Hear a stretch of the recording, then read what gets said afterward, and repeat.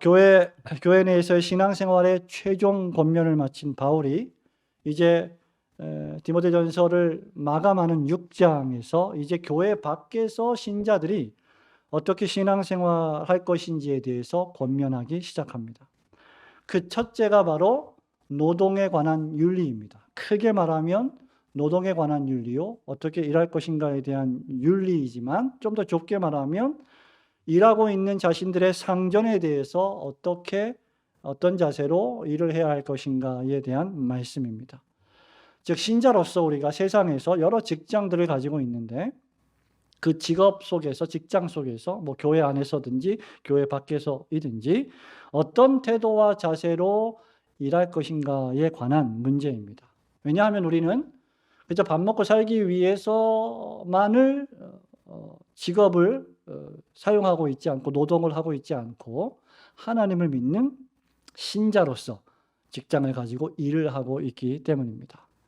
이 문제를 다룸에 있어서 바울은요, 스스로 만족하는 자족의 경건에 대해서 말합니다. 여러분 우리 6절, 7절, 8절 우리 다음 주에 살펴볼 말씀이지만 같이 읽어볼까요? 우리 5절부터 8절까지 읽어보겠습니다. 5절 마음이 시작. 마음이 부패하여지고 진리를 잃어버려 경건을 이익의 방도로 생각하는 자들의 다툼이 일어나느니라. 그러나 자족하는 마음이 있으면 경건은 큰 이익이 되느니라. 우리가 세상에 아무것도 가지고 온 것이 없음에 또한 아무것도 가지고 가지 못하리니 우리가 먹을 것과 입을 것이 있은즉 족한 줄로 알 것이니라. 아멘. 이 자족입니다. 자족이 무엇입니까? 스스로 만족하는 상태를 가리키죠. 바울이 왜 자족에 대해서 말할까요? 노동윤리에 대해서 언급을 하면서 왜 자족에 대해서 말할까? 그것은 특별히 노예나 종들에게 있어서는 모든 것들이 일종의 욕망의 대상이 되기 때문입니다. 상전, 즉 주인도 마찬가지이지만 특히 인생의 밑바닥에서 살아가고 있는 종들은 욕망의 노예가 되기 쉽습니다. 다른 사람들처럼 많은 것을 가지지 못했기 때문에 그것을 시기하고 질투하고 부러워할 수 있고 그것을 자기 것으로 만들려고 하기 때문입니다. 그렇게 그리스도인 종들, 그 당시에 그리스도인 노예들에게 요구되는 것은 상전들에게 마찬가지로 자족의 경건입니다. 만족하는 경건의 생활입니다. 그리고 더 나아가 섬김과 순종의 노동 윤리입니다. 그렇게 바울은 이어지는 9절과 10절에도 보면 돈을 사랑하는 것이 일만하게 뿌리가 된다. 탐심이 너희를 찔렀다. 미혹을 받았다. 그래서 이 믿음에서 떠난 많은 근심으로 자기를 찔렀다. 이렇게 말하고 있는 것입니다. 여러분, 노예의 제도는 어떤 시대이든지 부당합니다. 그리고 하나님의 뜻도 아니었습니다. 하지만 인간의 죄와 타락으로 역사 속에서 잠시 허용되었던 제도가 노동제도였습니다. 일부 다처제 역시 하나님이 절대로 허락하신 적이 없지만 죄악된 역사 속에서 하나님의 허용이 있었습니다. 하나님의 뜻이 아니었지만 허용되었다는 것입니다.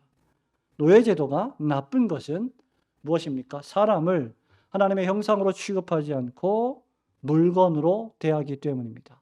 사람을 평가할 때 돈으로 환산해서 화폐의 가치로 평가하기 때문이죠. 그래서 노예를 돈 주고 사고 돈 주고 팔기도 하는 것입니다. 그런데 여기 1절 말씀에 무릇 멍에 아래에 있는 종들은 이렇게 말했는데 고대 로마 사회에서 노예 신분으로 사는 사람들을 가리킵니다. 우리 시대와 달리 그 당시에 노예가 있었고요. 우리 시대에도 불과 한 200년 전 조선 시대에도 노예 제도가 있었습니다. 종들이 있었죠. 신분의 귀천이 있었습니다. 그런데 이 가운데 어떤 노예들이 복음의 말씀을 듣고 죄를 회개하고 예수님을 영접하고 에베소 교회에 출석한 교인들이 되었습니다.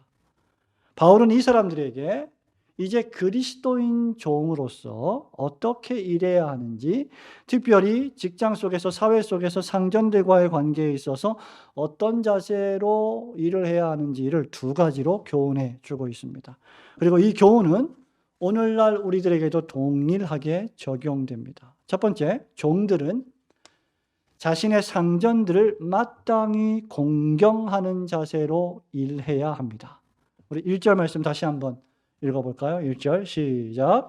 무릇 멍에 아래에 있는 종들은 자기 상전들을 범사에 마땅히 공경할 자로 알지니 이는 하나님의 이름과 교훈으로 비방을 받지 않게 하려 함이라. 아멘.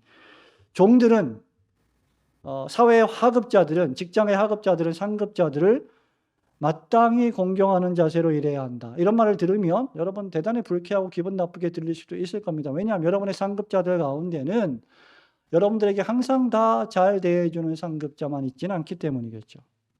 본문은 일반적으로 일단 믿는 종과 믿지 않는, 신앙이 없는 불신자 상전과의 관계를 말합니다. 그리고 또 2절에 보면 믿는 종과 믿는 상전과의 관계에 대해서 교훈해 줍니다. 그리고 멍에 아래에 있는 종들은 자기의 상전들이 믿는 자이든지 불신자이든지 관계없이 어떻게 하라고요? 범사에 마땅히 1절에 공경할 자로 알아야 한다고 했습니다. 여기 멍에 아래에 있는 종들이란 문자 그대로 매여 있는 사람들, 묶여 있는 종들을 가리킵니다. 다른 사람의 소유가 된 자들을 가리키죠.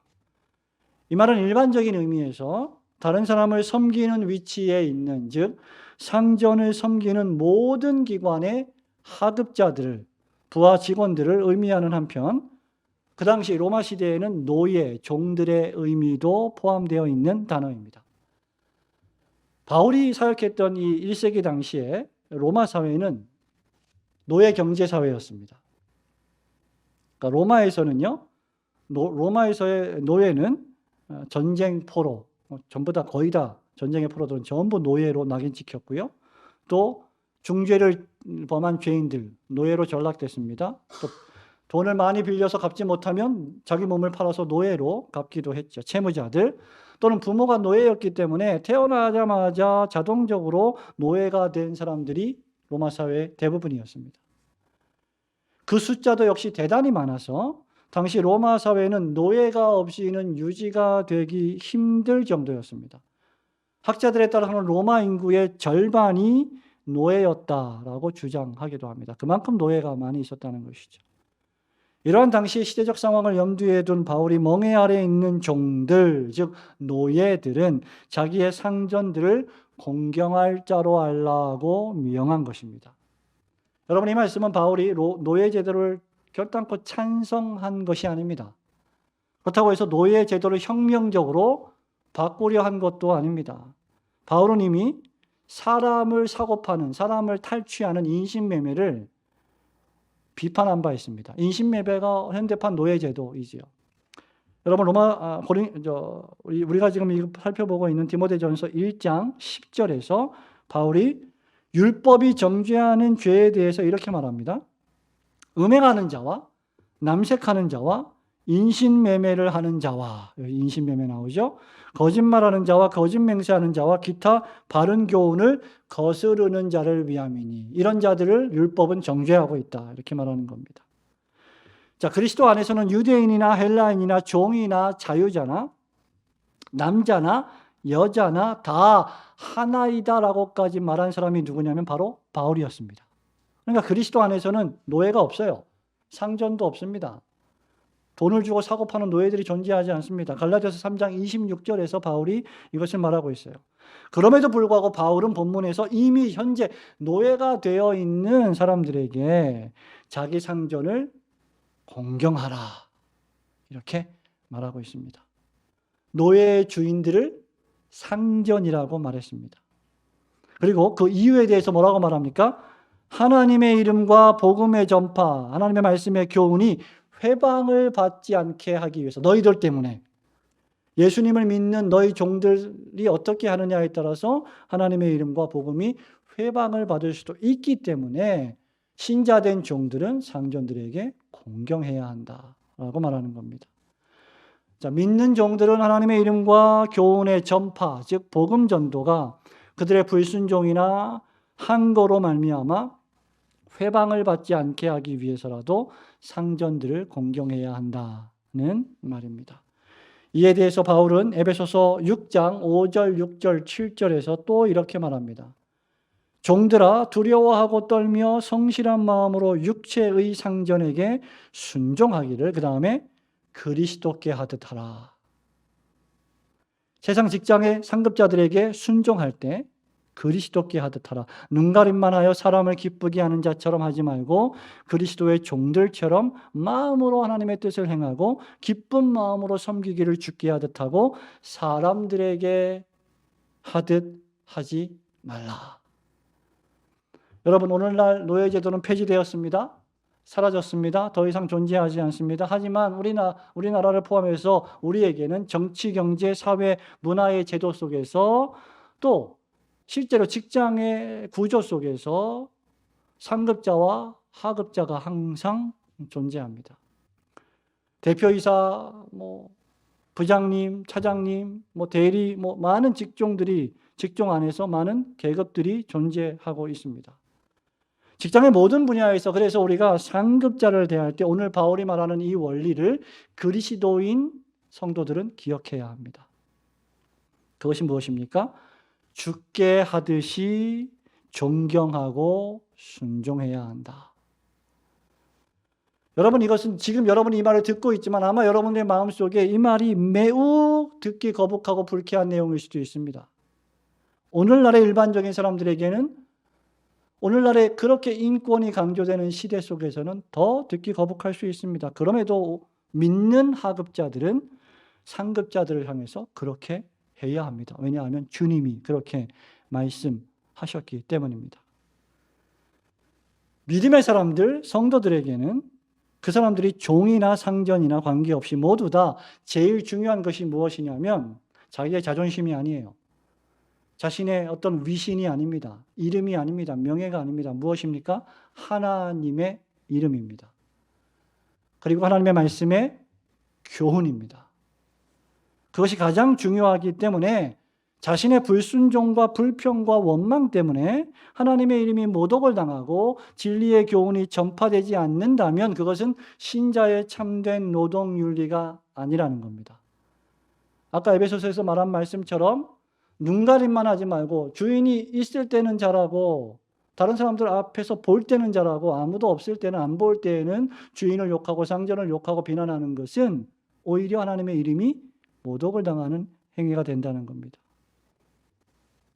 그렇게 살아갈 때 우리는 이렇게 진실되게 우리가 불신자 상전들에게 죽게 하듯이 순종하며 공경하며 살아갈 때 놀랍게도 하나님께서 반드시 우리를 축복하시고 필요한 모든 것을 공급해 주실 것입니다.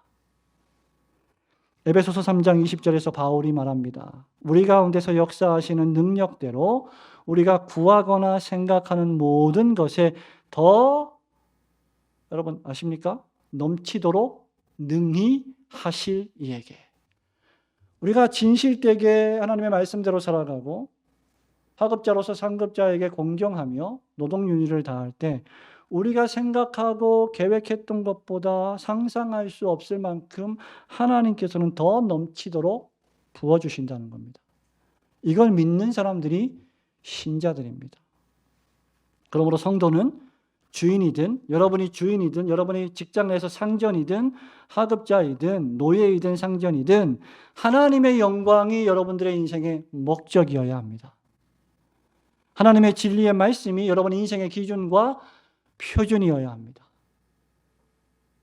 그래서 직장을 구할 때도 연봉이 얼마나 더 센가, 얼마나 더 복지가 더 뛰어난가, 나한테 얼마나 더 잘 대해주는가가 아니라 하나님께 영광을 돌릴 수 있는 직장인가, 하나님의 진리의 말씀의 교훈을 전파할 수 있는 곳인가, 내가 신앙생활하고 주의를 지키는데 어려움을 당하지 않게 하는 직장인가, 이것이 최우선의 고려가 되어야 한다는 말입니다.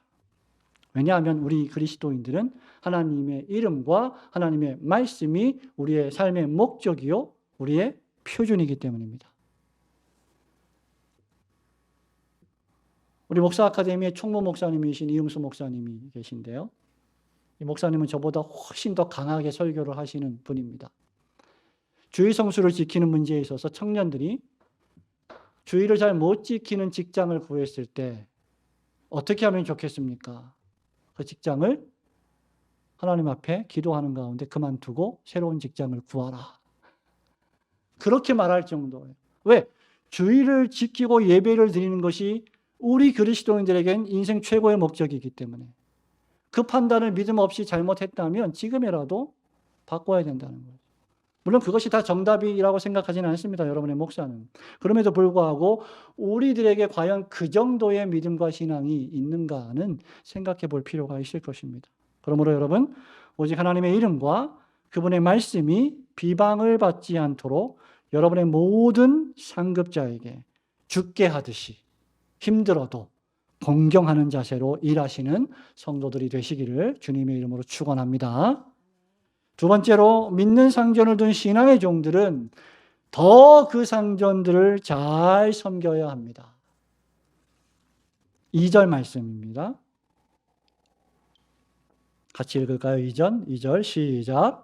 믿는 상전이 있는 자들은 그 상전을 형제라고 가볍게 여기지 말고 더 잘 섬기게 하라.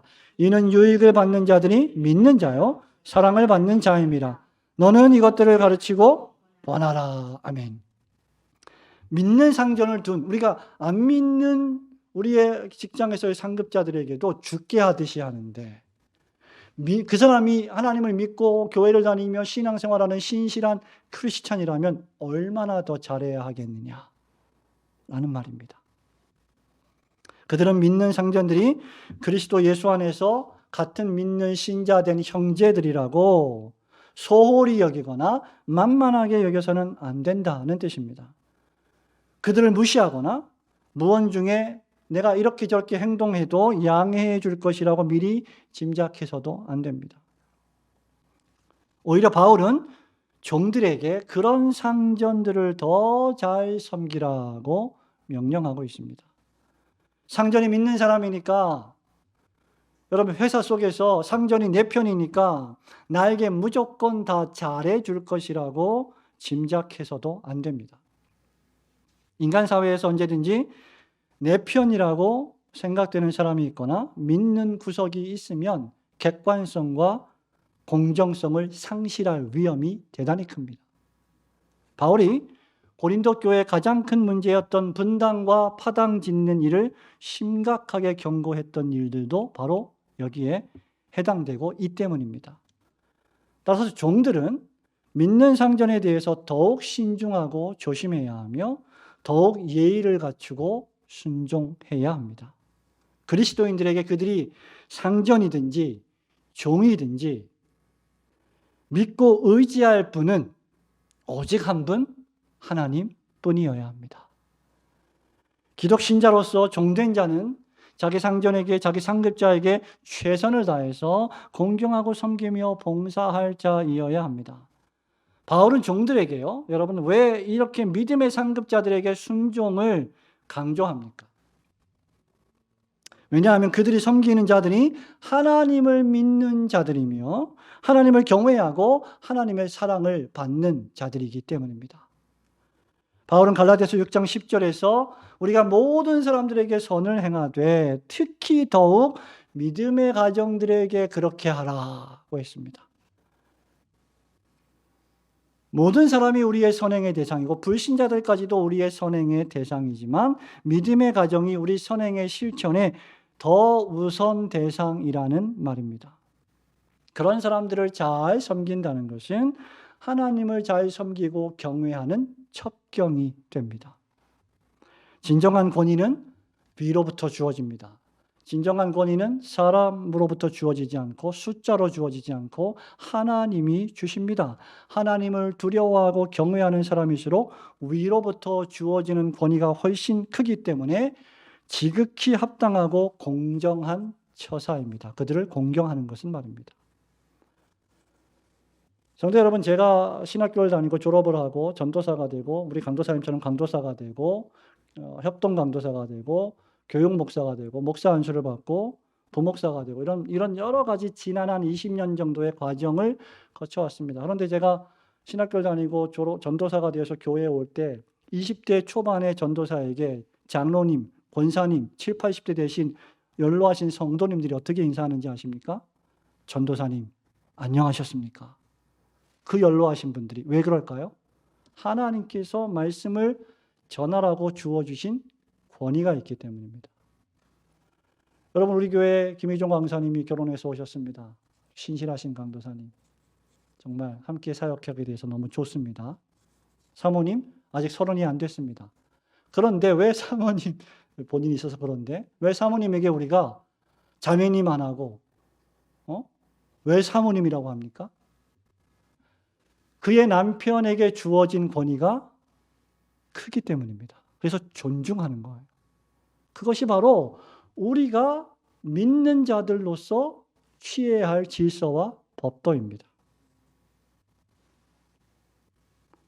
성도 여러분, 반면에 돈이 꽤 있고 권력이 크며 나한테 잘해주고 이 세상에 이익을 가져다 줄 법한 자들을 상전으로 섬기는 자들이야말로 공정성을 잃은 편파적인 자들입니다.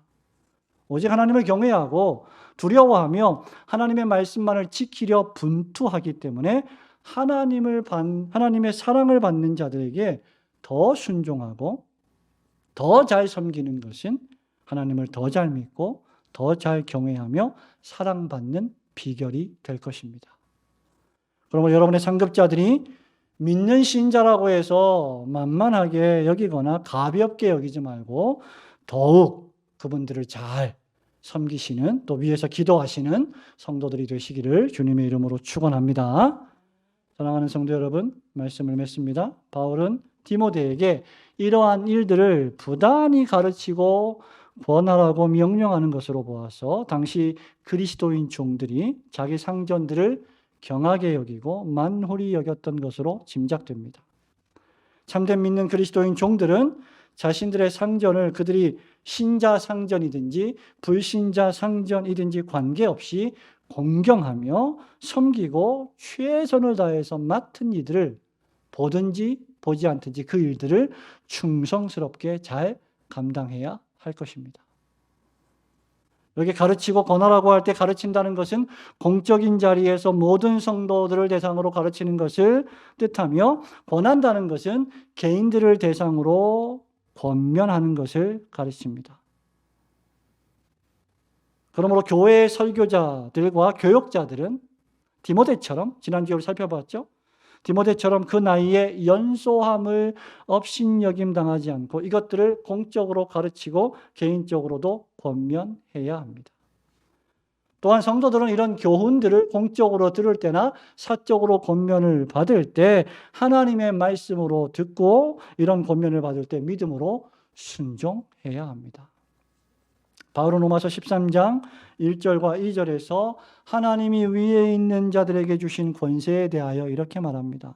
각 사람은 위에 있는 권세들에게 복종하라. 권세는 하나님으로부터 나지 않음이 없나니 모든 권세는 다 하나님께서 정하신 바라. 그러므로 권세를 거스르는 자는 하나님의 명을 거스름이니 거스르는 자들은 심판을 스스로 취하리라.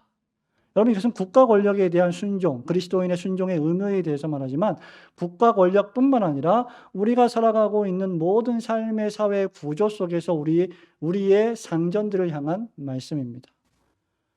그러므로 여러분들의 위에 있는 모든 이들에게 마땅히 보일 순종과 공경을 통하여 하나님을 경외하시고 섬기시는 성도들이 되시기를 주님의 이름으로 축원합니다.